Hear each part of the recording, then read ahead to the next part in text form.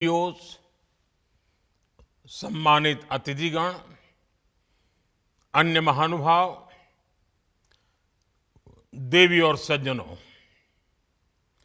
India energy week में देश और दुनिया भर से यहाँ यशोभूमि में जुटे सभी साथियों को नमस्कार।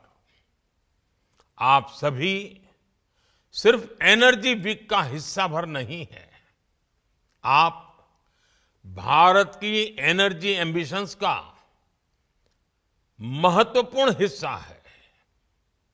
मैं आप सभी का अभिनंदन करता हूं।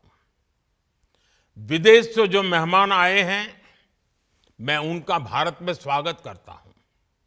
साथियों, दुनिया का हर एक्सपर्ट आज कह रहा है कि 21st सेंचुरी भारत की सेंचुरी है।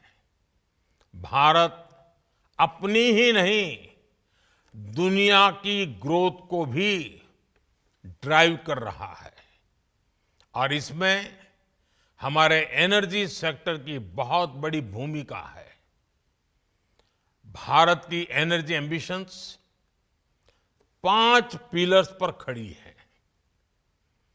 हमारे पास रिसोर्सेज हैं जिनको हम हार्नेस कर रहे हैं।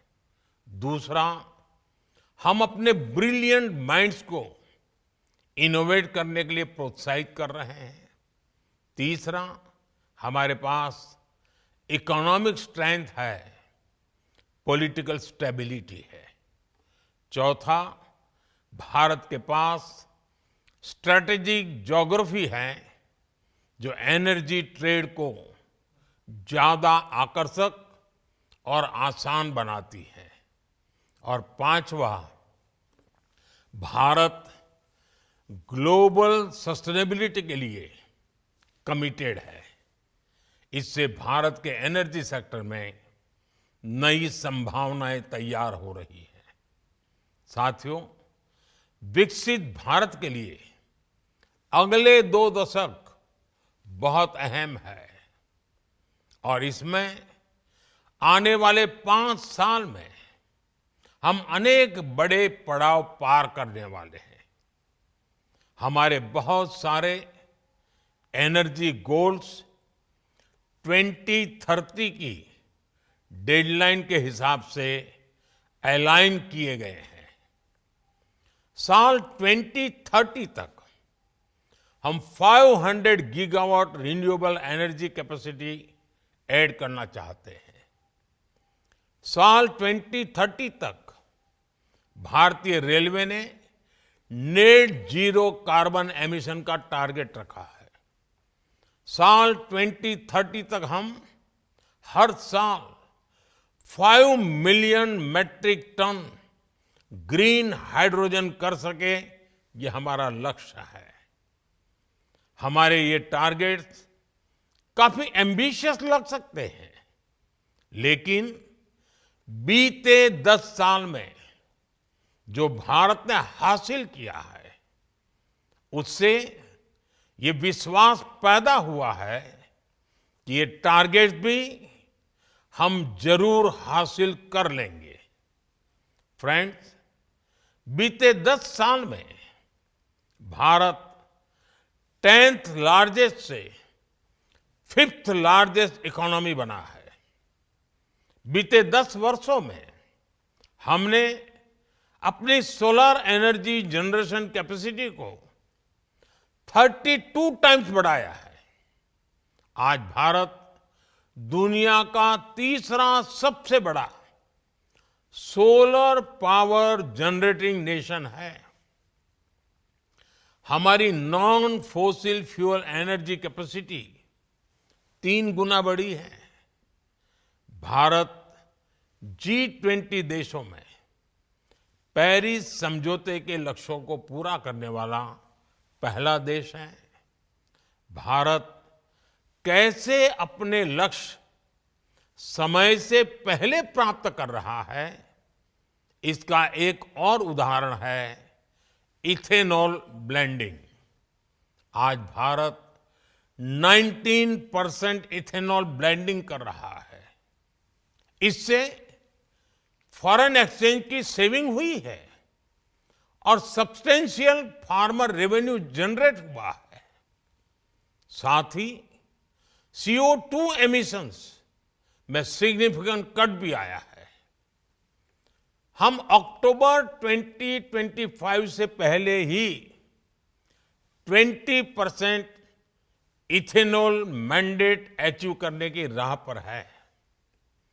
आज भारत की बायोफ्यूल्स इंडस्ट्री तेजी से ग्रो करने के लिए तैयार है। हमारे पास 500 मिलियन मैट्रिक टन्स का सस्टेनेबल फीडस्टॉक है। इंडिया की G20 प्रेसिडेंसी के दौरान ग्लोबल बायोफ्यूल्स अलायंस बना और लगातार एक्सपांड हो रहा है। इससे 28 नेशंस और 12 इंटरनेशनल ऑर्गेनाइजेशंस जुड़ चुके हैं। ये वेस्ट को वेल्थ में ट्रांसफॉर्म कर रहा है और सेंटर्स ऑफ एक्सीलेंस सेट कर रहा है। साथियों, भारत अपने हाइड्रोकार्बन रिसोर्सेज के पोटेंशियल को पूरी तरह से एक्सप्लोर करने के लिए निरंतर रिफॉर्म्स कर रहा है। बड़ी डिस्कवरीज और गैस इंफ्रास्ट्रक्चर के व्यापक विस्तार के कारण हमारा गैस सेक्टर एक्सपांड कर रहा है। इससे हमारे एनर्जी मिक्स में नेचुरल गैस का शेयर बढ़ा है। भारत अभी 4th लार्जेस्ट रिफाइनिंग हब है और हम अपनी कैपेसिटी 20% तक बढ़ाने में जुटे हैं। साथियों, हमारी जो सेडिमेंट्री बेसिन्स है, इसमें कई सारे हाइड्रोकार्बन रिसोर्सेज मौजूद है। इनमें से कई का पता चल चुका है और कई ऐसे हैं जिन्हें खोजा जाना बाकी है, जिनका एक्सप्लोरेशन बाकी है। इंडिया का अपस्ट्रीम सेक्टर और आकर्षक हो, इसके लिए सरकार ने open acreage licence policy OALP बनाई है। एक्सक्लूसिव इकोनॉमिक जोन को खोलना हो या सिंगल विंडो क्लियरेंस सिस्टम बनाना हो, सरकार ने इस सेक्टर को हर तरह से मदद दी है। Oil fields regulation and development act में हुए बदलाव के बाद अब स्टेक होल्डर्स को पॉलिसी स्टेबिलिटी, एक्सटेंडेड लीजेस और इंप्रूव्ड फाइनेंशियल टर्म्स की सुविधा भी मिलेगी। सरकार के इन रिफॉर्म्स के कारण समुद्री क्षेत्र में ऑयल और गैस रिसोर्सेज की खोज करने, इनका प्रोडक्शन बढ़ाने और स्ट्रेटेजिक पेट्रोलियम रिजर्व्स को मेंटेन करने का काम आसान होगा।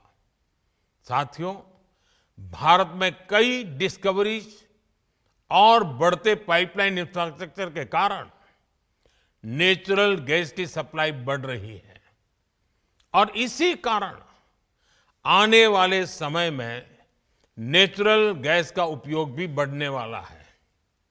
इन सारे क्षेत्रों में आपके लिए निवेश की बहुत सारी संभावनाएं बन रही हैं।